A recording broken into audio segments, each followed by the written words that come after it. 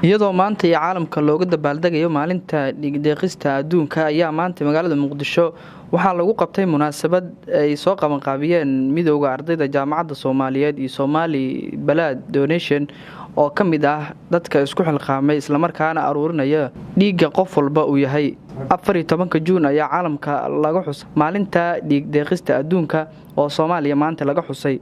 ardayda jaamacadda ummadda macallimiin aqoon-yahano iyo bulshada qaybaheeda kala duwan ayaa ka soo qayb gashay munaasabad lagu qabtay xarunta dhexe ee jaamacadda ummadda ee magaalada Muqdisho kaas oo lagu ogaanayay isla markaana la isku wacyigelinayay maalinta dhiig-deeqista adduunka oo Muqdisho maanta lagu qabtay gudoomiyaha ururka Somali Blood Donation Dr. Cabdiraxmaan Cumar Cali Xabeeb oo halkaas khudbad ka jeediyay ayaa sheegay in laga wacyigeliyo bulshada qaybaheeda kala duwan sidii qof walba oo u maareyn lahaa isla markaana uu ogaan lahaa dhiiggiisa waxa uu yahay farxad ay noo tahay maanta markii ugu horeysay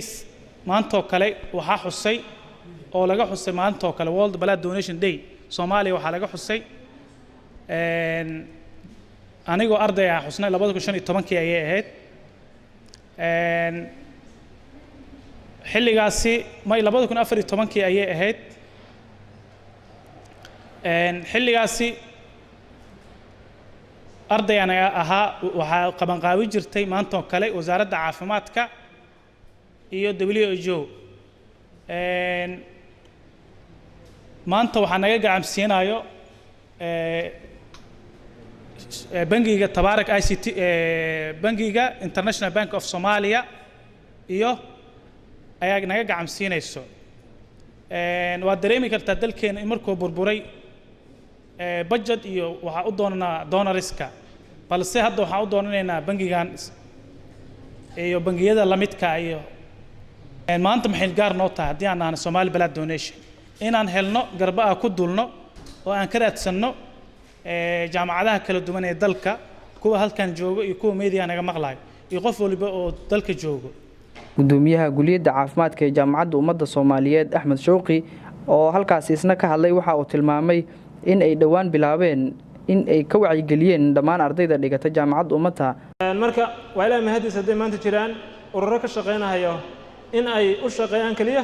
dhiigan in ay aruuriyaan ama ay qofkii dhiig u baahda ay u tilmaamaan qofkii dhiigaas uu ka heli Dr. Cumar Hani gudoomiyaha jaamacadda Shifa ayaa sheegay in arintan la qarameeyo isla markaana la gaarsiiyay madaxda iyo qaybaha kala duwan ee bulshada rayidka jilalka uu waaweyn hooyooyinka dhalaayo cudurrada qaarkood gubashada maxaan ku dhahaa surgery-ga la qalaayo waxyaabahaas dhibaato keenay in dhiig badan oo qofka ka baxo waxaas maxaa looga hortagi waay maxaa baahiyay in dhiig qofka laga soo qaado qofkan lagu shubo baahidaas maxaa looga hortagi waay see looga hortagaa see loo difaaca hadda waxa ugu badan waxyaabaha dhiigga lagu shubo shilalka accidents waxa ku xigo hooyooyinka dhalaayo Maxamed Muuse Maxamuud oo ah gudoomiyaha bangiga dhiigga ee wasaaradda caafimaadka ayaa ugu dambeyn soo xiray munaasabadan lagu xusay maalinta dhiig-deeqista adduunka wasaaradda caafimaadka qorshaha iyadu uga yaalo waxa waaye maadaama wadanka dhan caafimaadkiisa oo collapse kadib